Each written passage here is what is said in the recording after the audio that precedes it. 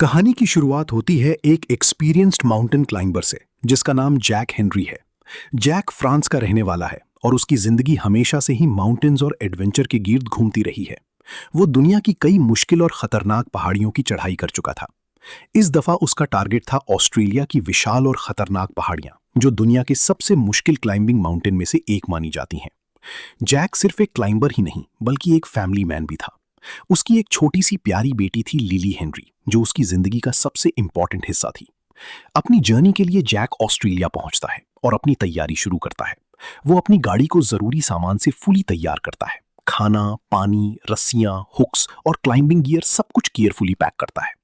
फिर वो अपना सफर शुरू करता है। दिन गुजरने के साथ साथ जैक घने जंगल से होता हुआ उन ऊंची पहाड़ियों के करीब पहुंच जाता है जहां उसका रियल चैलेंज स्टार्ट होना था।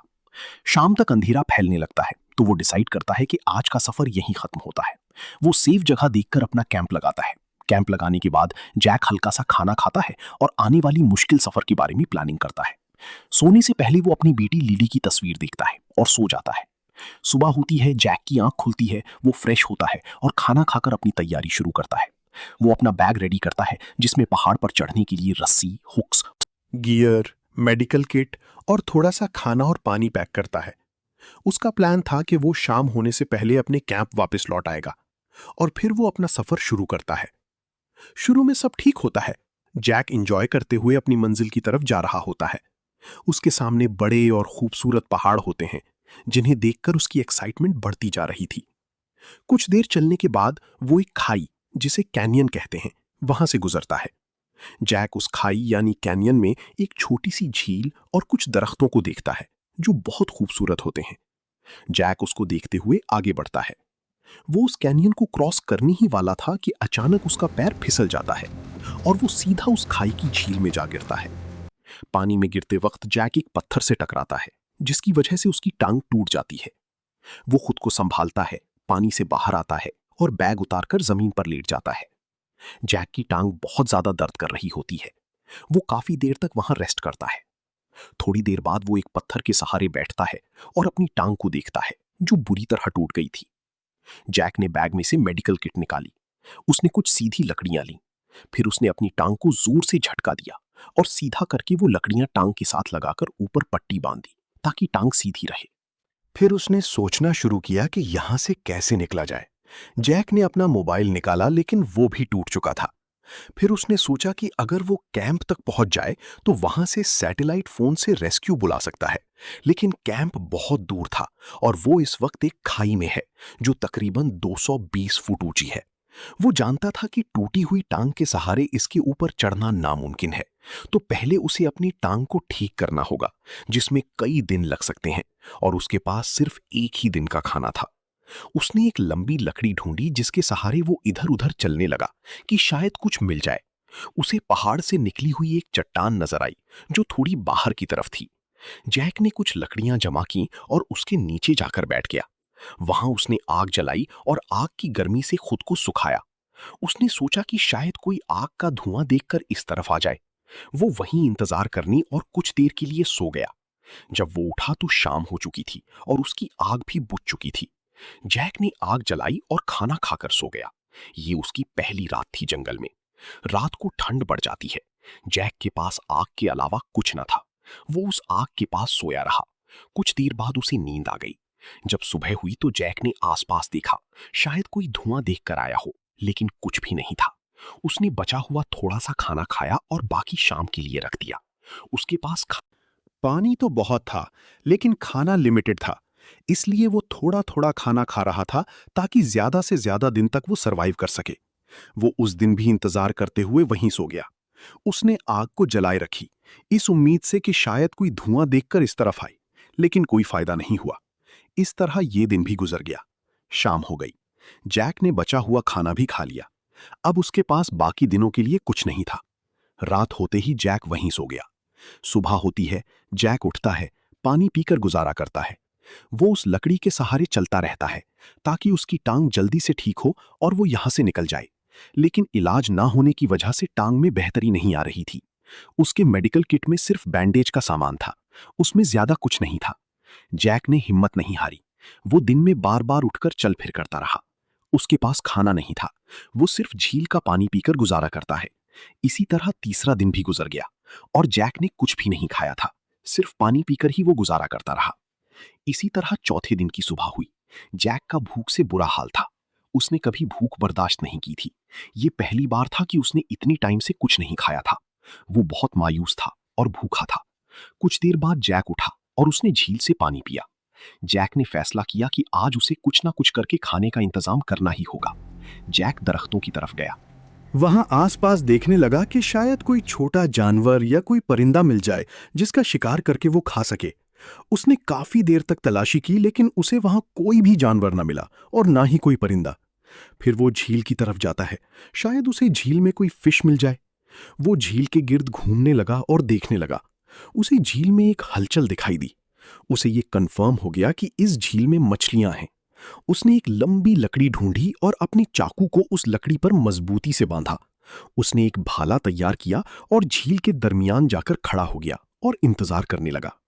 वो एक ही जगह काफी देर तक खड़ा रहा ताकि कोई फिश उस तरफ आए और वो उसका शिकार कर सके। काफी देर बाद एक फिश उस तरफ आई। जैक ने निशाना लगाया, लेकिन वो फेल हो गया। जैक बहुत मायूस हुआ, लेकिन उसने हिम्मत नहीं हारी। वो वहीं खड़ा रहा।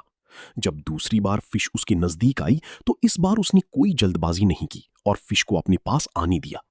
जैसे ही फिश करीब आई, उसने भाला चला दिया और इस बार वो उस फिश को मारने में कामयाब रहा। जैक बहुत ही ज्यादा खुश था। वो अपनी पनाहगाह में गया। वहां उसने कुछ लकड़ियां जमा की, आग जलाई और उस फिश को उस आग पर पकाना शुरू किया।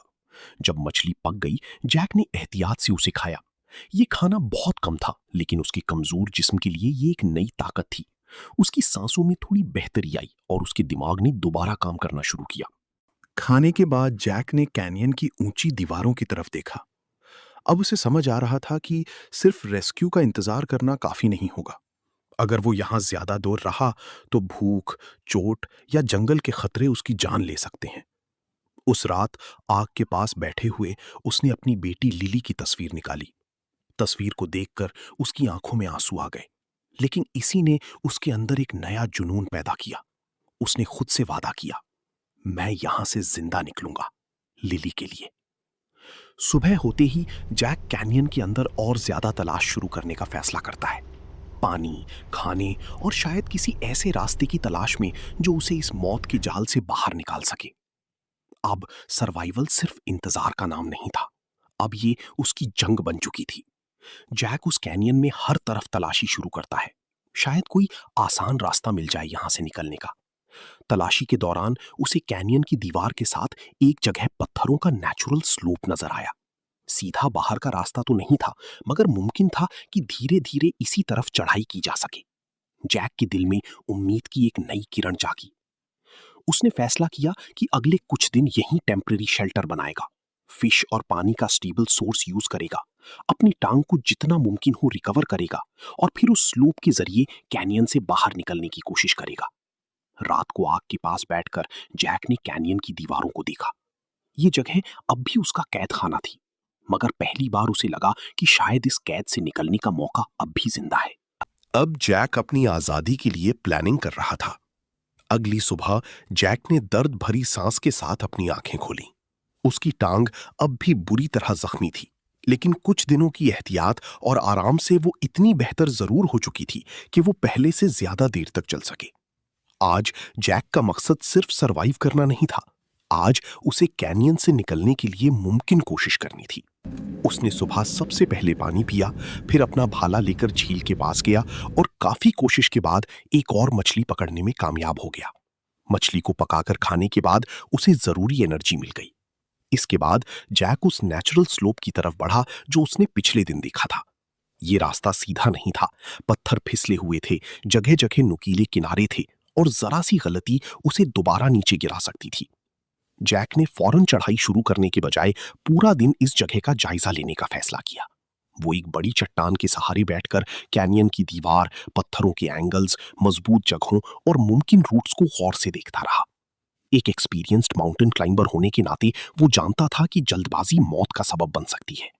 उसने अंदाजा लगाया कि किस जगह हुक्स मजबूती से लग सकते हैं, कहां रस्सी सिक्योर होगी और किस रूट से चढ़ना ज्यादा सेफ रहेगा। फिर उसने अपना बैग चेक किया। खुशकिस्मती से उसका एसेंशियल क्लाइंबिंग गियर अब भी महफूज था। Ropes, climbing hooks, harness, gloves और हेलमेट। ये देखकर जैक के अंदर उम्मीद की एक नई लहर दौड़ गई। उसने पूरा दिन अपनी स्ट्रैटेजी बनाने में गुजारा। साथ ही वो अपनी टूट चुकी टांग को जितना मुमकिन हो रेस्ट देता रहा, ताकि अगले दिन उसका जिस्म इस खतरनाक चैलेंज के लिए तैयार हो। रात को आग के पास बैठकर उसने अपना सारा गियर दोबारा अरेंज किया, रोप्स को चेक किया और हुक्स को रेडी रखा। उसे पता था कि अगला दिन उसकी जिंदगी का सबसे अहम दिन हो सकता है। सुबह होते ही जैक ने गहरी सांस ली। आज फैसला हो चुका था, या तो वो कैनियन से बाहर निकल जाएगा या फिर यही उसका आखिरी मोड़ साबित होगा। उसने पानी पिया, अपना गियर पहना, हेलमेट सर पर मजबूती से फिट किया और बैग में जरूरी सामान सिक्योर किया। दर्द अब भी था, टांग पूरी तरह ठीक नहीं हुई थी, इन्फेक्शन का खतरा भी बढ़ता जा रहा था। जैक समझ गया था कि अब और इंतजार करना उसके लिए ज्यादा खतरनाक हो सकता है। वो धीरे धीरे स्लोप के उस हिस्से तक पहुंचा जहां से चढ़ाई का रूट सबसे ज्यादा मुमकिन लग रहा था। उसने पहला क्लाइंबिंग हुक मजबूती से चट्टान में गाड़ा, रस्सी सिक्योर की, अपनी ग्रिप मजबूत की और फिर जैक ने कैनियन की सीधी दीवार पर अपनी जिंदगी की सबसे मुश्किल चढ़ाई शुरू कर दी। जैक ने पहला हुक मजबूती से चट्टान में लगा दिया, फिर उसने रस्सी को चेक किया और धीरे धीरे ऊपर चढ़ना शुरू कर दिया। उसकी टूटी हुई टांग अब भी दर्द कर रही थी, लेकिन वो रुक नहीं सकता था। वो हर कदम बहुत एहतियात से ले रहा था। थोड़ी देर बाद उसे एक मुश्किल जगह मिली जहां पकड़ कम थी। जैक ने दूसरा हुक निकाला और चट्टान में जोर से गाड़ दिया, लेकिन अचानक उसका बैलेंस बिगड़ गया और वो नीचे फिसलने लगा। जैक ने फौरन रस्सी को मजबूती से पकड़ लिया। वो कुछ पल के लिए हवा में लटका रहा। नीचे गहरी खाई थी। उसका दिल जोर जोर से धड़क रहा था। फिर उसने अपनी ताकत जमा की और अपने आप को वापस स्टेबल किया। कुछ देर बाद वो थोड़ा ऊपर एक छोटी सी जगह पर रुक गया। वहां बैठकर उसने गहरी सांस ली। उसका जिस्म थक चुका था। वो ऊपर देखता है, अभी भी काफी लंबी चढ़ाई बाकी थी। सूरज तेज हो रहा था और पत्थर गर्म हो रहे थे। जैक समझ गया कि अगर वो अब रुक गया तो वापस उठना मुश्किल हो जाएगा। इसलिए वो फिर से खड़ा हुआ, पानी का एक घूंट पिया और दोबारा चढ़ना शुरू कर दिया। इस बार वो और ज्यादा धीरे और संभल कर चल रहा था। हर हुक और हर कदम सोच समझ कर ले रहा था। वो अब सिर्फ चढ़ नहीं रहा था, वो अपनी जिंदगी बचाने की कोशिश कर रहा था। जैक ने दोबारा चढ़ाई शुरू की। अब वो पहले जैसी जल्दबाजी नहीं कर रहा था। हर कदम के बाद वो रुकता, सांस लेता और फिर अगला मूव करता। उसने अपने हुक्स को चट्टान के मजबूत हिस्सों में लगाना शुरू किया, जहां से ग्रिप टूटने का चांस कम था। वो कभी लेफ्ट साइड शिफ्ट होता, कभी राइट, ताकि सीधी और मुश्किल दीवार से बच सके। कुछ जगहों पर उसने रस्सी का सहारा लेकर अपने जिस्म को ऊपर खींचा और कुछ जगहों पर सिर्फ हाथों की ताकत से अपने आप को संभाला। उसकी टूटी हुई टांग हर मूवमेंट पर दर्द दे रही थी, लेकिन वो हर दर्द को इग्नोर करता गया। धीरे धीरे वो कैनियन के आखिरी हिस्से तक पहुंचने लगा, जहां दीवार सबसे ज्यादा सीधी और मुश्किल हो गई थी। यहीं पर उसने अपनी सारी हिम्मत जमा की और आखिरी चढ़ाई के लिए तैयार हो गया। जैक ने आखिरी हुक चट्टान में मजबूती से लगाया और पूरी हिम्मत जमा करके ऊपर खींच गया। कुछ ही लम्हों बाद वो कैनियन की ऊपर निकल आया। वो जमीन पर गिर सा गया। सांस तेज थी, जिस्म पूरा थक चुका था और टूटी हुई टांग से दर्द फैल रहा था, लेकिन फिर भी वो जिंदा था। जैक ने धीरे धीरे खुद को उठाया। उसकी हालत बहुत बुरी थी, न ठीक से खाना, न प्रॉपर रेस्ट और न ही जख्मों का इलाज। वो किसी तरह लकड़ी के सहारे अपने कैंप की तरफ चल पड़ा। हर कदम उसके लिए मुश्किल था। कभी रुकता, कभी गिरता, फिर वापस उठता, लेकिन वो रुक नहीं रहा था। बस एक ही ख्याल उसके दिमाग में था, कैंप तक पहुंचना है। कुछ देर बाद वो किसी तरह अपने कैंप तक पहुंच गया। वहां पहुंचकर उसने सबसे पहले अपने बैग से सैटेलाइट फोन निकाला। उसके हाथ कांप रहे थे, लेकिन उसने किसी तरह इमरजेंसी सिग्नल भेज दिया, रेस्क्यू के लिए कॉल लगा दी। फिर वो कैंप के पास रखा हुआ थोड़ा सा बचा हुआ खाना खाता है। ये उसकी जिंदगी का आखिरी बैकअप था। खाना खाते ही उसे थोड़ी ताकत मिलती है, लेकिन उसकी टांग की हालत और ज्यादा बिगड़ चुकी थी। अब वो ज्यादा चल भी नहीं सकता था। रेस्क्यू का इंतजार करते हुए जैक एक पत्थर के सहारे बैठ जाता है। उसने अपनी बेटी लिली की तस्वीर हाथ में पकड़ ली। उसकी आंखों में आंसू थे, लेकिन चेहरे पर सुकून भी था। मैंने कर दिया, वो धीरे से कहता है। मैं वापस आ रहा हूं लिली। वो तस्वीर को अपने सीने से लगा लेता है। कुछ देर बाद दूर आसमान में हेलीकॉप्टर की आवाज सुनाई देती है। जैक की नजर उठती है। रेस्क्यू टीम आ चुकी थी। हेलीकॉप्टर नीचे उतरता है, रेस्क्यू वर्कर्स उतरते हैं और जैक को सेफली लिफ्ट करते हैं। वो ज्यादा मूव भी नहीं कर सकता था, इसलिए उसे स्ट्रेचर पर हेलीकॉप्टर में शिफ्ट किया जाता है। जब हेलीकॉप्टर हवा में उठता है, जैक नीचे कैनियन को देखता है, वही जगह जहां उसने दिन रात दर्द, भूख और मौत का सामना किया था। वो धीरे से मुस्कुराता है और फिर हल्की आवाज में कहता है, थैंक यू। इस बार ये शब्द कैनियन के लिए थे, जिसने उसे तोड़ भी दिया और बचाया भी। हेलीकॉप्टर दूर आसमान में चला जाता है और जैक अपनी बेटी के पास वापस जाने के सफर पर निकल जाता है।